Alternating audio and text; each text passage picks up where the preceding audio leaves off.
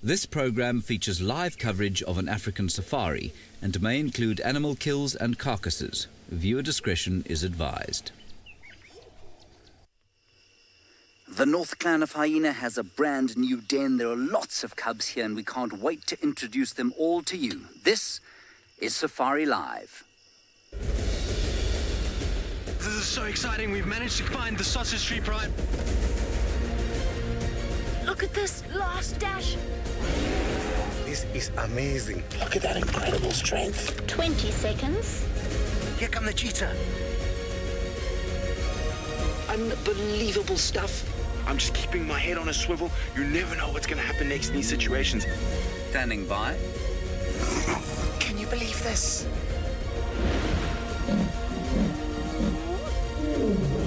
Three, two, one. Live. Good evening and welcome to the penultimate episode of Season 2's Safari Live. My name is James Hendry and it is an enormous privilege to be talking to you from the Masai Mara in Kenya. We are of course live from Kenya here and in South Africa, there in the western fringes of the great Kruger National Park. Please do talk to us during the course of the show. You can send us any questions you might have. You can tweet us using the hashtag safariLIVE. You can send us any jokes you might want to give us as well. We're hopefully going to introduce you to all these little cubs. I don't know who they are, so we're going to learn about them all together over the course of the next hour. If you did miss last week, again, shame upon you, but we had a wonderful time here in the Mara again for the first time in a while and down at Djuma. Last week on Safari Live, Lauren welcomed the Styx Pride back to Djuma after a long absence. Tristan waited patiently, hoping to introduce you to the new Nkuhuma cubs.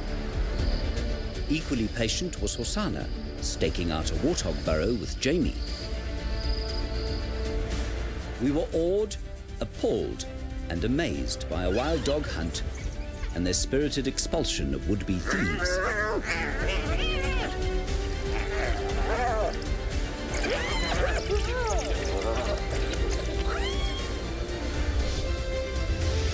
Meanwhile, in the Mara, I watched the Olololo Pride and the Kichwa males polishing off a buffalo. And we had a taste of the terror that it is to cross the Mara River. This is Safari Live. So that's what happened last week. Now, if you're wondering why we are in black and white, we are in fact in infrared, so we're not actually in black and white. The infrared cameras allow us to look at these animals without sort of blinding them with cricket-style spotlights, and that's always a good idea because it just helps us to observe their behavior without affecting it. Now, we have the North Clan here, and we introduced them to you last season, and possibly even at the beginning of this season. I think we may have visited them once or twice, but they've since moved dens. And those two big animals that you can see there, the biggest ones, I believe to be the little cubs of Waffles, the ex-matriarch. So Waffles was the matriarch for a long time, very famous hyena. She had two little cubs on the 28th of July last year, and I think that's them now. It's very difficult to tell, of course, because we have been with them continuously, but I think that's who we're looking at. And if you did miss the introduction to the North Clan, it's a giant clan of hyenas, about 70 strong, and it's led or sort of dominated by a hyena called Soup, who is the granddaughter of Waffles. She took the matriarchy from her grandmother a little bit, probably about 3 months ago or so, and Waffles now ranks beneath her and her two youngsters, Lobster and Chow. It's all quite confusing, all very difficult to identify these animals, but we'll get into it a little bit later. Right now, we're going to send you back in time, back into daylight, back to the western fringes of the Great Kruger National Park, where the highly irascible Brent Leo Smith was spending time with a wonderful pack of wild dogs.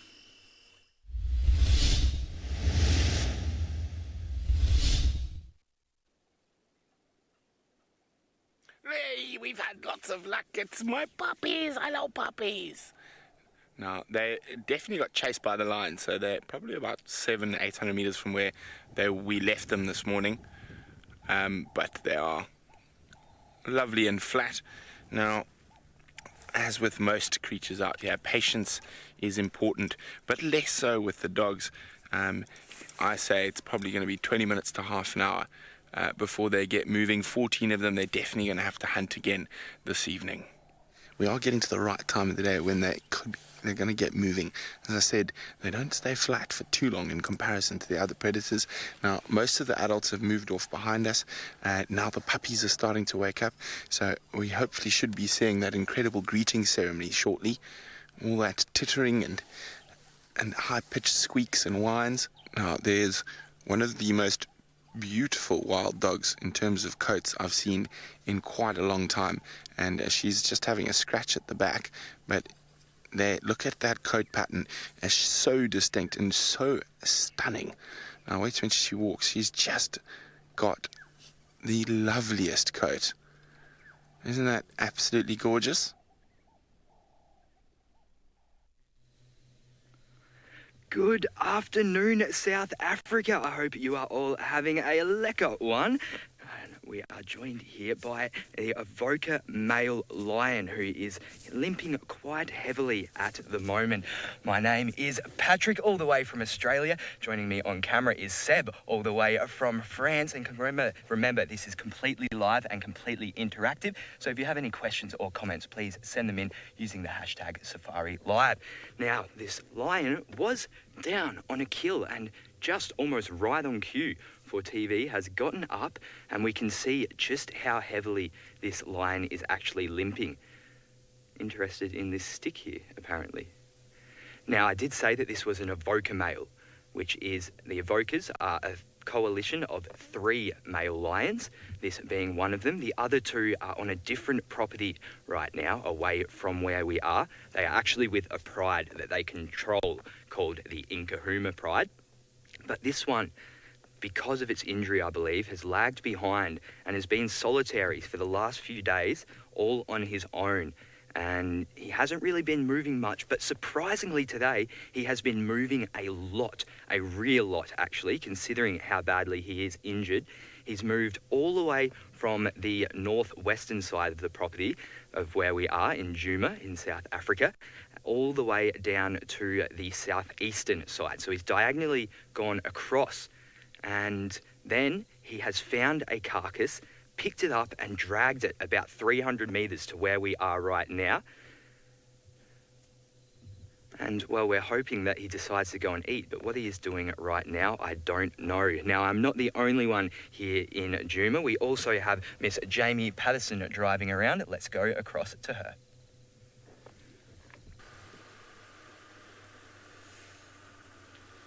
As it happens, I'm not too far away from where Pat is now, and I'm thrilled that that particular male lion has managed to get himself some food, even if it isn't particularly appetizing.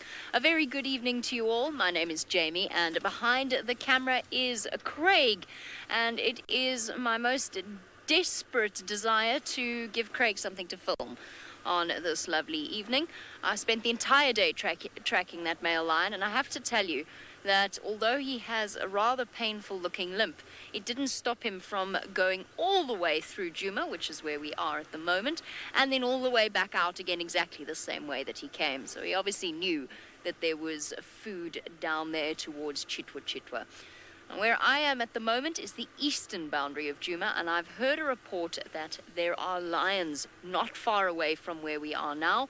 A pride called the Nkahumas. If you've been watching over the past few weeks, you will know that they are one of our regular characters. And of course, for those of us that have been watching them for many, many years, a very firm favorite. I know them very well. I'm not sure if we've mentioned it, but one of the lionesses actually has 2 tiny cubs as well. We probably won't be seeing the cubs tonight. It's not particularly ethical to follow a lioness with tiny cubs around. But we could see the rest of the pride, and hopefully see the rest of the pride reunited once again. They've been separated for an extended period of time now. As we scan along with our spotlight and wait for the lions to pop out, hopefully to go down to the waterhole to drink, don't go anywhere. We're going to be taking a short break, but any moment now the lions could come strolling out of the bushes and our evening could change completely. We'll see you soon.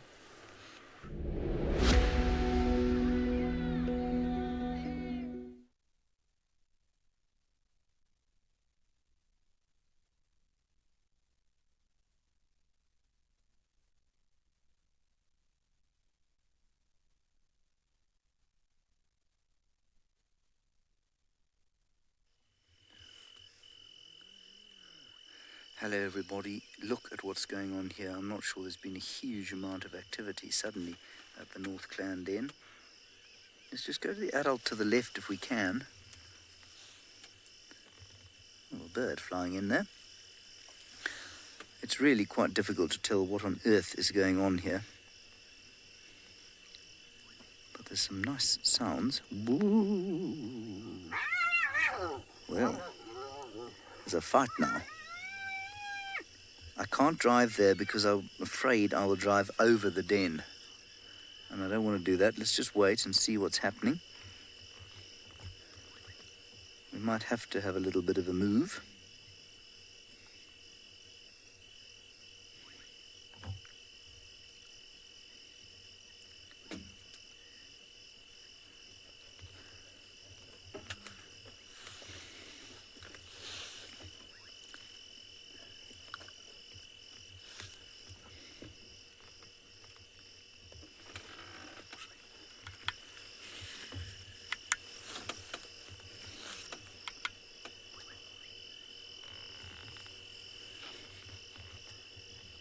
Let's not go chasing off into that stuff.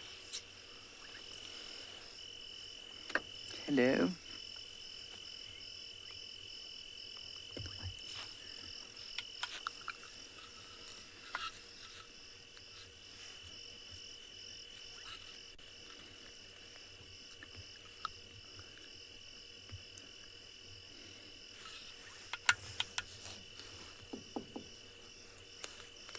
Go away.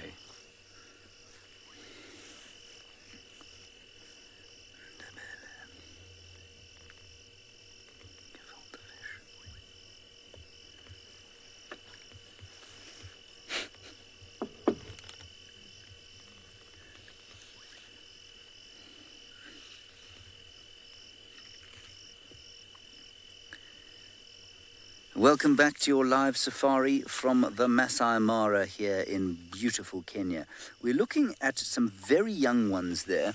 We'll go back to them now. It's just a great privilege to be sitting in amongst these hyenas here at the North Clan. And in fact, there's one just over here, which is too close to the car to even show, which is a very nice seg into Ndebele's question. Ndebele wants to know, are they dangerous to human beings? Look, Ndebele, in this particular context, no, they're not. They're under the car, not posing any danger whatsoever. They're just curious. They can be dangerous to human beings in camping situations and where fatalities have been recorded. Normally, people have slept with tents open, and hyenas are not intimidated by people at night nearly as much as they are during the day. And if you're lying down, they come into tents and they'll drag you out. So those are the fatalities that have been recorded on foot in the day, normally on foot at night. You wouldn't be afraid of a hyena. So no, not essentially dangerous to human beings unless you happen to be very silly and lying out in the open during the night. Look at these little things. They are just fantastic. Now here comes a smaller one. Now that little thing, I think his name or her name is gefilte fish. Now, that's a very strange name. I have no idea where the name comes from, but that looks about the right age, and that's one of the youngest, probably the third youngest cub here at the North Clan Den.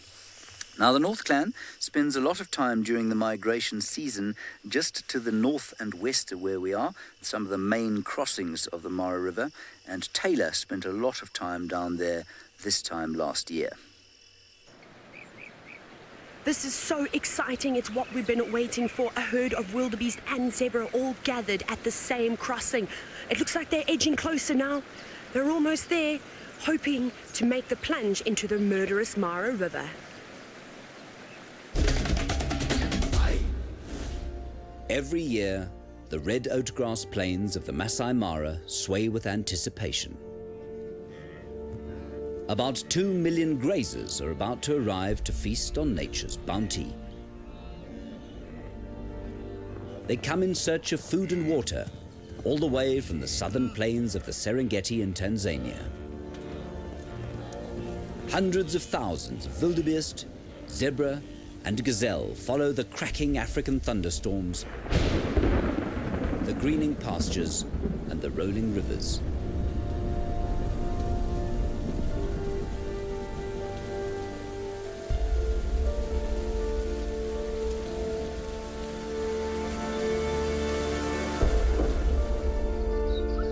zebras are the vanguard, eating the longer grass and exposing the shorter shoots for the wildebeest behind.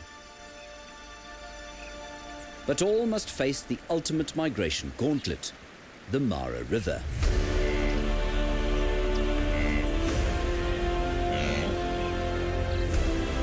Beneath the murky surface lurks nature's favourite villain. With reptilian patience, they've waited 9 months for the migration feast. The herd sense the danger, but the call for food is too great. All must take the plunge. But not all will make it.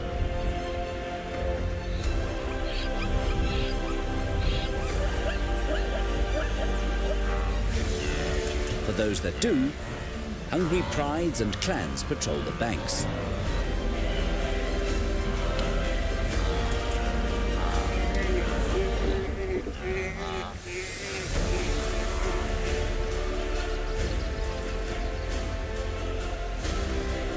Survivors will enjoy feeding on tall grass before crossing the river again and again as they follow the storms for nourishment.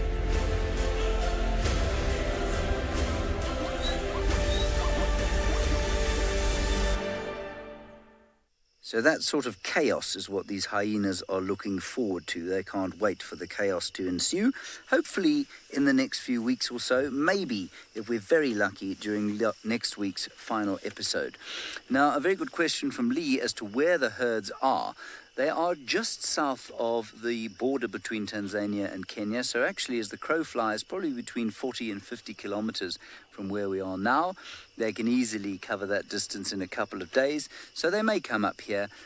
I suspect they're going to be around there for the next few weeks and before they start filtering slowly up into the Masai Mara. That's what we think is going to happen. But Lee, a very nice question there. And I must just tell you that I've received information that gefilte fish apparently is a Jewish meal made of boiled fish balls. That sounds like an interesting thing to be eating. Let's go back to South Africa now, where Patrick is looking for his line. I'm not sure if he's still got him, and you can say g'day to him. Well, we are still here with this Avoca male who has just moved down into this dry riverbed where it's a bit cooler for him so he can metabolise with that full belly. Now, I did mention that he has a carcass here. It's just hidden away in this bush at the moment. But the thing is with carcasses, especially at night time, is that they can attract other attention. Now, even on the way here, I did see a couple of hyenas and they didn't seem too interested. But as the night progresses, if they are hungry enough, they will come down and we will see a bit of conflict between the lions and the hyenas. So we will stake it out here and see if that does happen. So we might be able to see the carcass just in the bushes here. We are in infrared at the moment, so we don't have a whole heap of range, but we can just see right in the middle of screen right now. So that is the carcass there. It is a dead kudu. And as I mentioned earlier, this thing was dragged about 300 metres, maybe even a little bit further from its original location. So it could be stowed away under this tree. Now, we did see this exact same male lion probably about 3 or 4 days ago. And he did the exact same thing with the zebra, kept it under bushes. Now, lions do look quite relaxed when they are like this, but they can also be very ferocious. So viewer discretion is advised for this next clip. If you are sensitive, please look away now. Still with the dogs. They have started slowly getting moving. You can see they do love water. And in certain parts where they've got to cross rivers and stuff, they always seem to choose pans. They are nervous of deep water where there could be a crocodile. So there we go. Oh, looks like they're...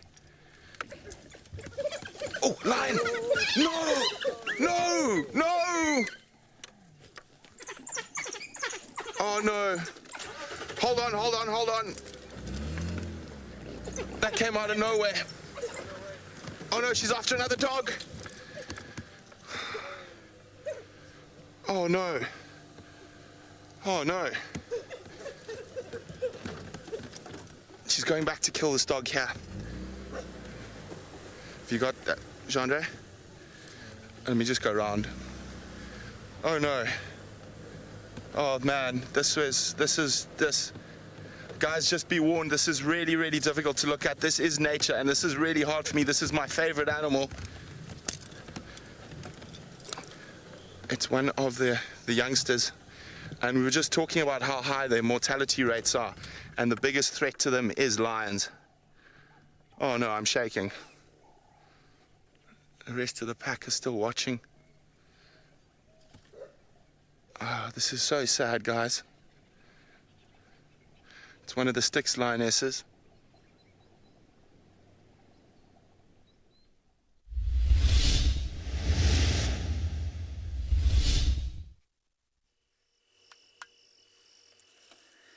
So that's a fairly horrific thing to have seen, and especially when it was live.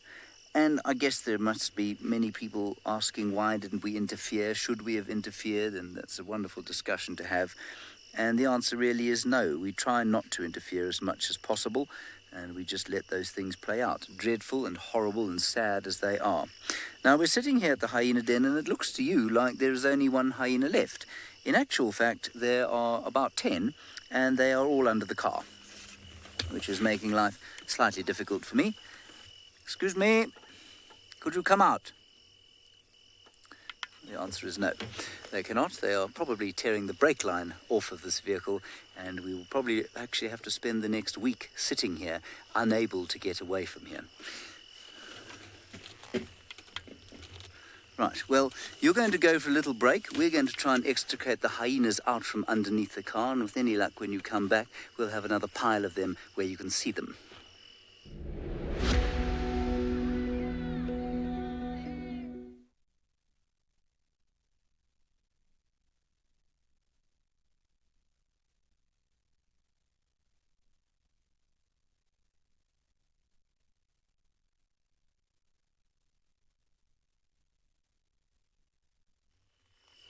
No, we don't have one hyena.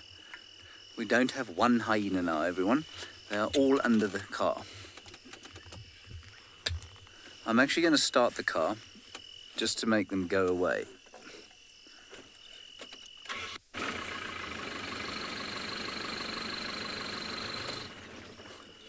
There we go. We have some more hyenas. Okay, let's go back across to Pat, and he'll take us into TV with his lion.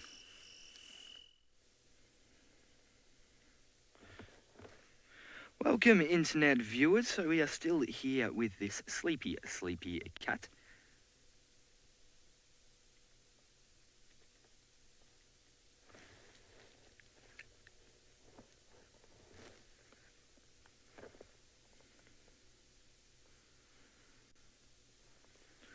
Welcome back live to South Africa here in the Djuma Game Reserve on the western fringes of the Kruger National Park. So we are still here with this lion, and there hasn't been much movement at the moment. As I did mention, we are hoping that there will be some scavenging happening tonight, or something coming to take interest, because then there will be a little bit of conflict. And well, this lion though is not looking like he's in fight mode at all at the moment. He has put this kill very securely in a very actually nice spot where we are right now.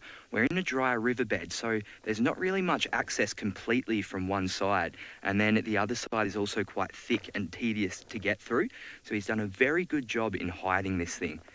Now, he did follow his drag marks here, and he dragged it a very long way.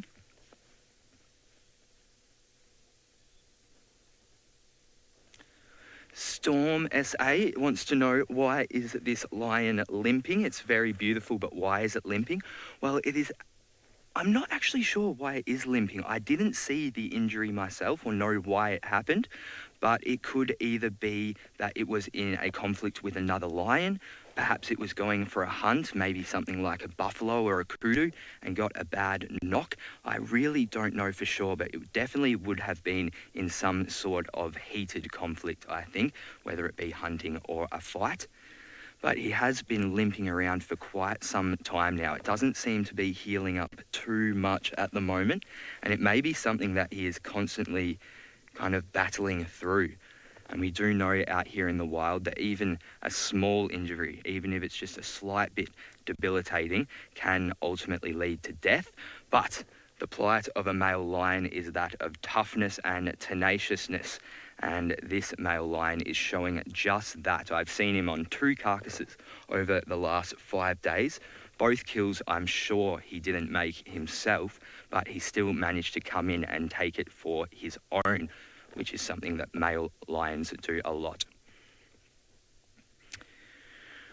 Okay, so Jamie Patterson is still out on the hunt, just not too far from where I am right now. Let's see how she's going.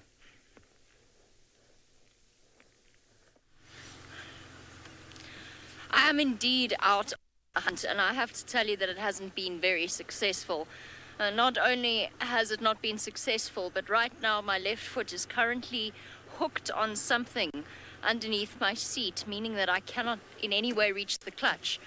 So my left leg is stuck and I can't touch the clutch, which means if I want to stop the car, if I do see something now, I'm going to have to stall the car to stop it. I can't unhook it. I don't quite know what to do. So in that case, given that we can only drive forward in second gear, we shall proceed forward with alacrity. Of course, we do have these slightly funny, very unexpected moments in the bush. We also have some very sad moments. As you know, this is something that Brent had to watch unfold between the sticks and the wild dog pack. And just to warn you once again, this is not for sensitive viewers. Oh my goodness.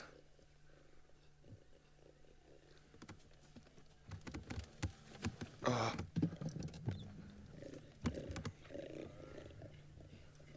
Oh no, guys. There's that.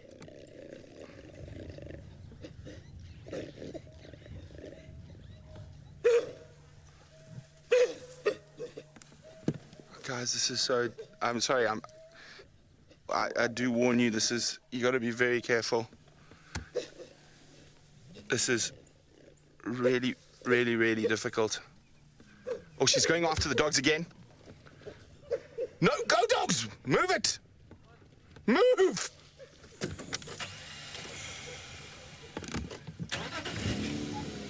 Okay. Oh, I don't know what to do. I don't know what to say, guys. I know this is so difficult. What I think happened is the hooded vultures spotted. The lion spotted the hooded vultures coming down, and that's what attracted her to here. Apparently there's a Birmingham boy on his way here as well. This is such a thing. That thing is that the wild dog is dead. There's not much we can do. We're going to try see what's happening with the rest of the pack. Let me just. Okay, so they went off there. Now there's no real roads in this area. Now this. Okay, that's just. What's happened now is the pack will have bombshelled. It might even take them 45 minutes to half an hour to get back together. And you know what? This is. Okay, let's take a breath. Here comes the lioness. She's coming back.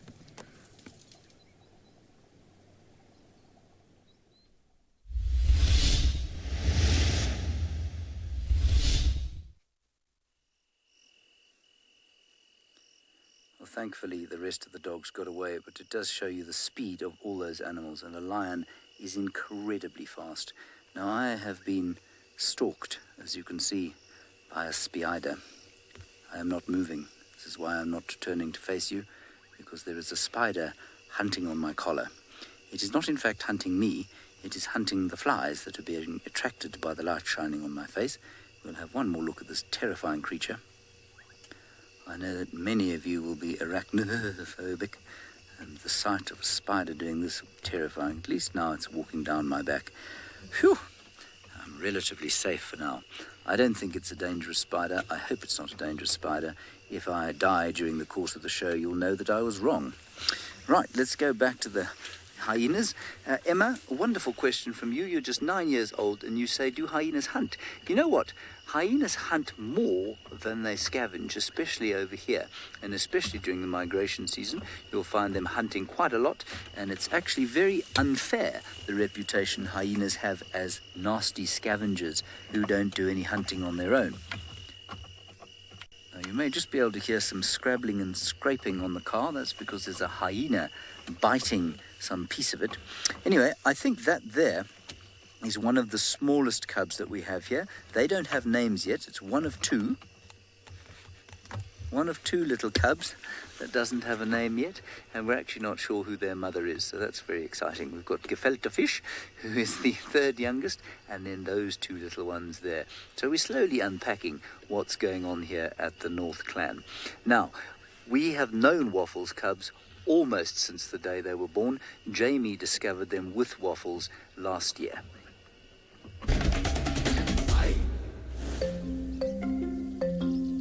Until recently, the North Clan's old matriarch had no direct heir, having lost all of her previous daughters.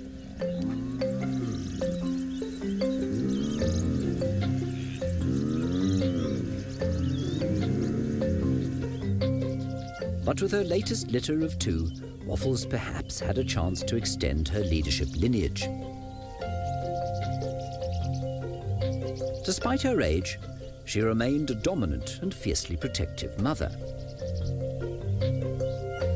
Hyena cubs assume their mother's status. If one of these cubs was female, Waffles may have been able to raise her to take the matriarchy.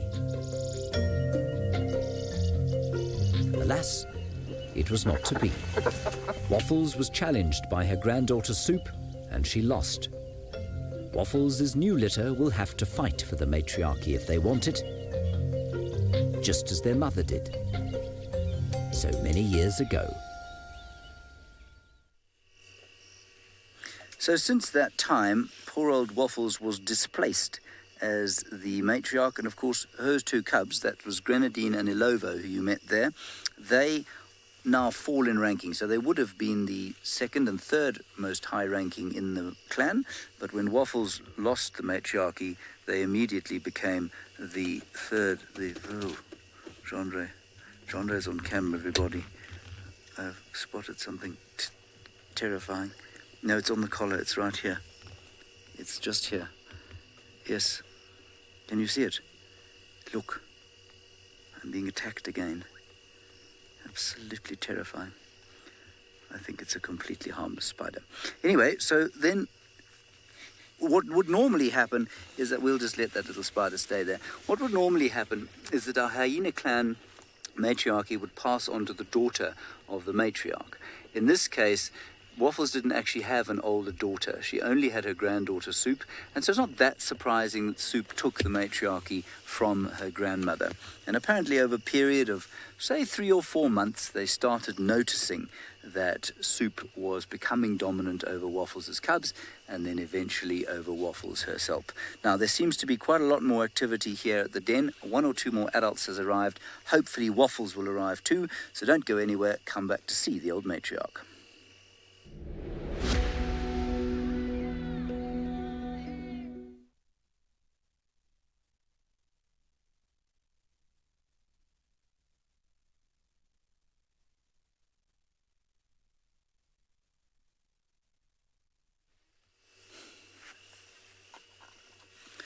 Right, you watch the hyenas, everyone. I'm going to try and get rid of the spider. I'm not sure I want it down my shirt. I'm sure it's pretty harmless. It's gone now. Phew.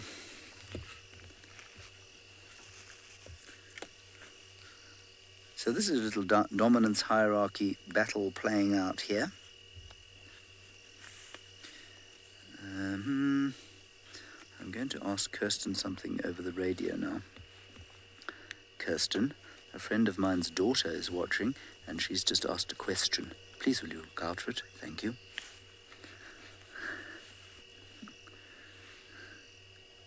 Her name is Krithika. Her name is Krithika.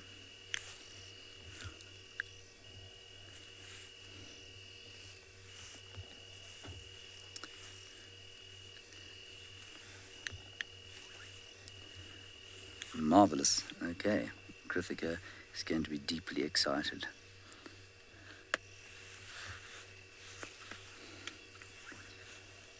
so great spending time with these hyenas, isn't it? Especially, you know, they're quite old now. Well, a lot of the cubs are old enough not to be underground when the parents aren't here. And the parents, I mean, they could certainly go underground if there was a threat, but they mess around and play while the folks aren't here, which is great because they're old enough to do that now. Another pile behind us, and I'm just wondering if Wafflies hasn't arrived. I don't think she has. Sorry, Jondry. Oh, you're just under the wheel, are you? Uh-huh.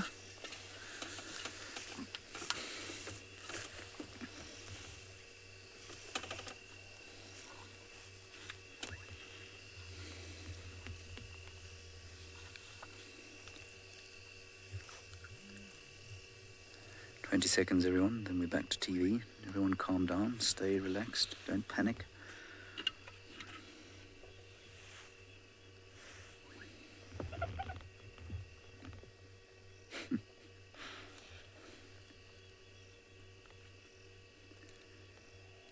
Welcome back to your live safari, everybody, sitting here in the Masai Mara of Kenya. It's very special to be here. If you want to talk to us, we are, of course, live, so you can ask us any questions you like. Send your questions to the hashtag safariLIVE on Twitter. You can also send us your comments. We'd love to hear from you. You are, of course, the most important part of any live safari. Other than these hyenas who are trying to muscle in on the action, one of them just tried to remove the fuel cap. That was the scrabbling that you could hear earlier. I had to bang the side of the car and make it go away. Let's go back to our hyenas here. Now we have a lovely question coming in from Krithika, who is in Johannesburg. Krithika, you're quite interested in how long hyenas will be able to live for. Well, normally we think around 12 years. Remember, it's quite difficult to actually answer that question because very few hyenas are followed from birth until death. But round about 12 years, in captivity, they have lived for up to 25 years, but that would be almost unheard of out here. So let's say between 12 and 15 years, probably, depending on how tough life is. I suspect that hyenas in the Masai Mara live a little bit longer than their counterparts down south in the Kruger. I think there's more for them to eat here, and the landscape suits them a little bit better.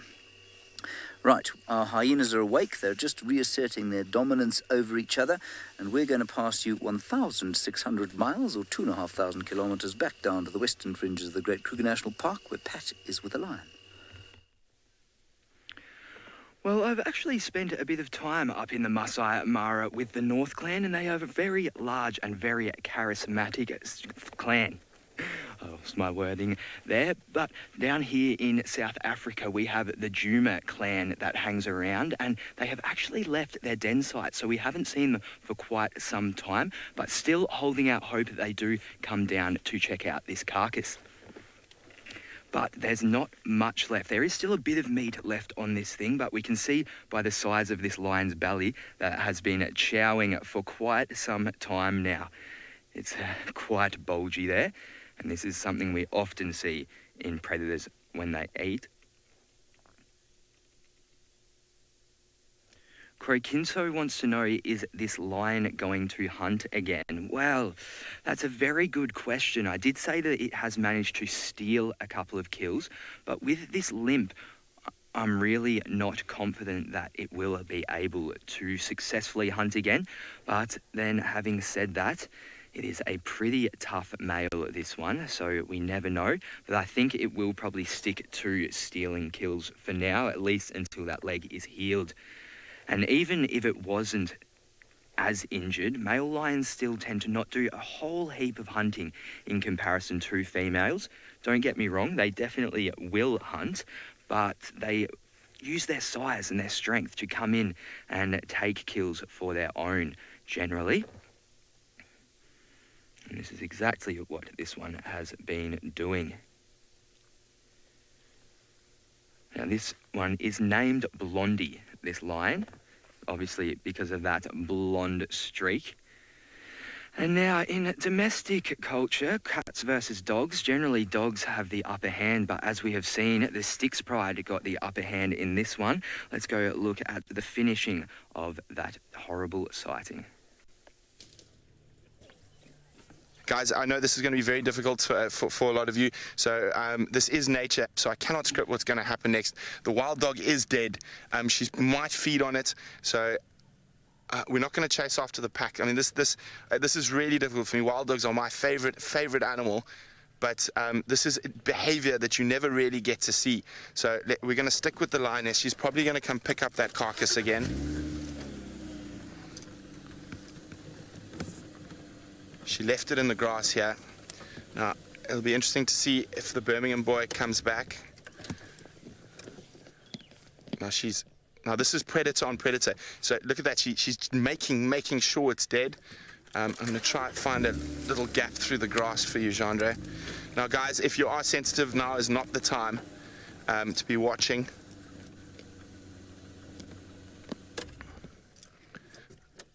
There's another lioness coming.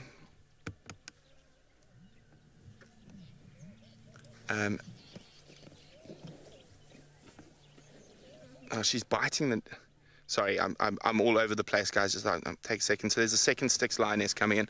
I'm not sure where the male is. Wow, guys. Oh, that as you know, that happens in a flash. Oh, nothing can ever prepare you for things like that. And I mean, I've seen lions do this before, but I mean, we haven't had dogs around for so long, and oh.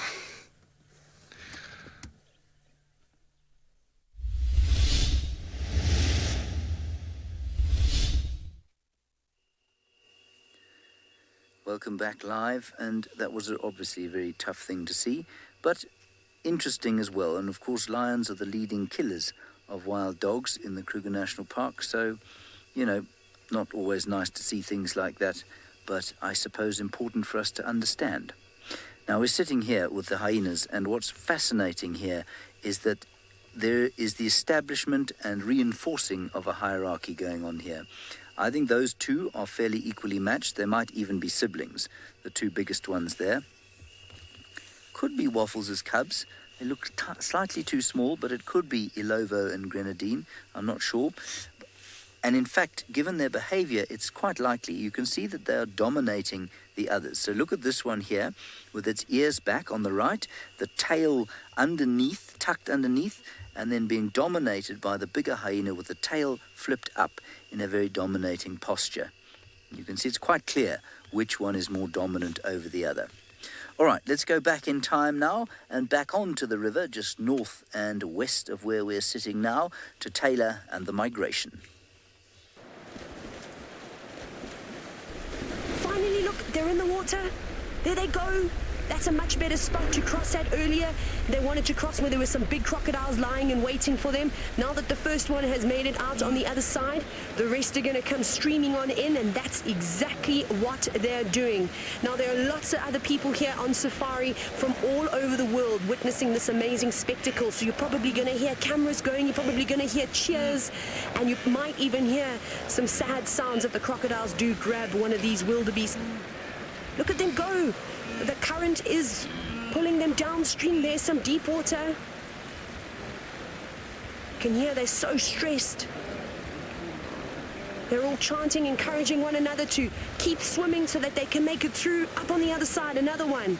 I haven't seen any crocodiles just yet. Oh, there might be one there. Those crocodiles will also get underneath the water and try and get in and amongst the herds and ambush them that way too. But there they go, all streaming on in. This is perfect. This is exactly what we've been waiting for. The first wildebeest crossing. Is there a crocodile? There's a crocodile. I think what Taylor says there about the stress those wildebeest must feel is extremely valid.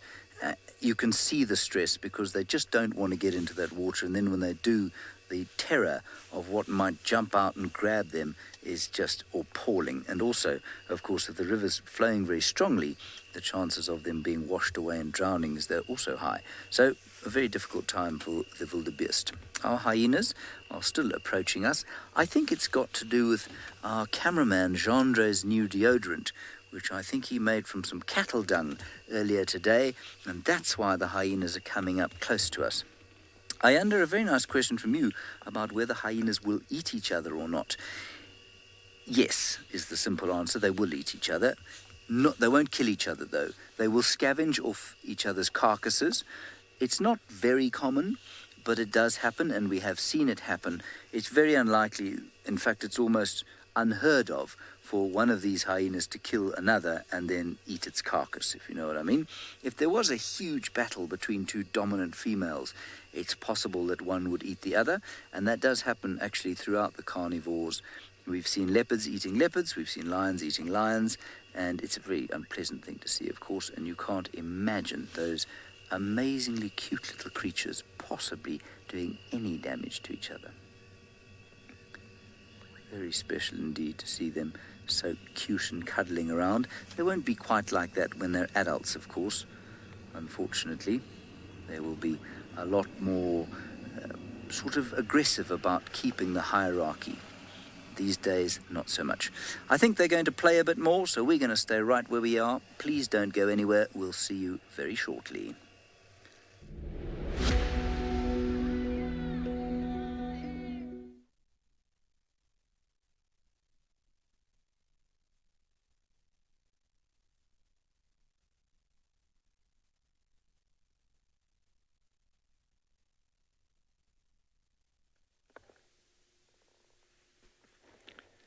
Did you hear that? Okay, sorry. No, we're just in internet break. Sorry, Seb's not having comms there, so I'm just letting you know that we are in internet break. Thankfully, we are in internet break, actually. Oh, getting a bit of a roll here. What's... trying to be Superman. Take off. Maybe a yoga pose, I don't know. Lions put themselves in the strangest positions when they are relaxed. Almost like a child sometimes.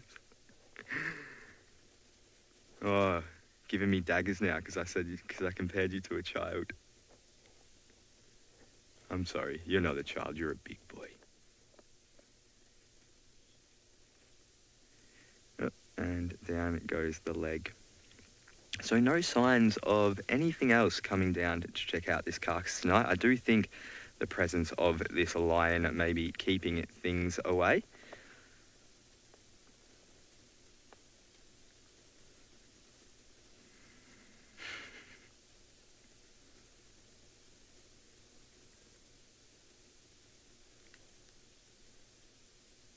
Doesn't look like it's going to be eating more tonight.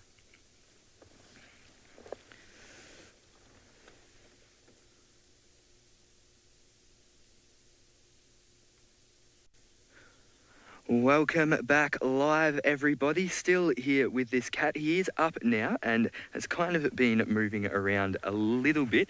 In the time that we have been gone, he has rolled a whole 180 degrees, so good on him. But we are still staying around in the hope that, well, there's three things that we actually hope might happen here. One is that something else is going to come out and check out this carcass, although as time goes on, I'm thinking that's going to be less and less likely, especially with this lion here. The second thing, which I'm really hoping is happening, is now that it is a bit darker, we may get a roar or two out of him. He was roaring very early this morning, probably at about 5:30 in the morning, so we may get something like that happen again.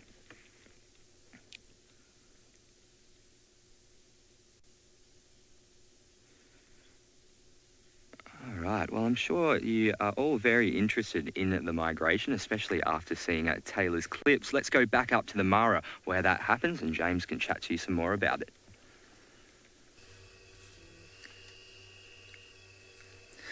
Yes, I'm sure we all are very interested in the migration. The hyenas are very settled over here. Taylor, once again, let's go back down to the river and see what happened when the wildebeest finally did meet a crocodile. There's a crocodile. It's coming through. Again, that splashing of the water has definitely encouraged those reptiles to come through. But most of them seem to be quite fat. They've been eating well. There have been plenty of crossings of the zebra over the last couple of weeks. Listen to those poor wildebeest. Oh, it looks like the zebra have finally decided to plunge. There they go. There goes the first zebra. Come on, keep your ears out of the water. That couldn't be too nice. There you go, but shallower, able to reach the bottom now. I do like the technique that the zebra use, sort of pushing themselves off of the rocks. This is absolutely amazing. Oh, it's a bit slippery there. They're struggling to get up the bank. And the more and more animals that cross in the same spot, the more difficult it's going to get. That crocodile is very uncertain as to what it's going to do. It's quite far away now from the other zebras. However, they are the strongest swimmers of the animals that we've seen so far.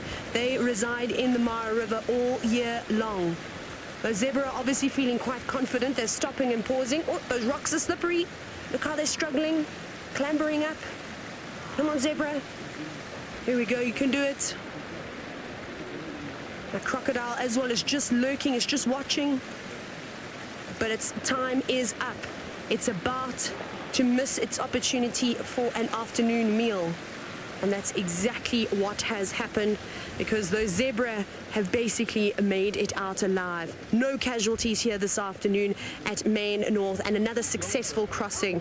That was absolutely unbelievable, and I hope you all enjoyed that just as much as I do. And I'm looking forward to watching the migration over the next couple of weeks. So what's so exciting for me about what you've just seen and these little hyenas is, of course, that they've never seen a migration.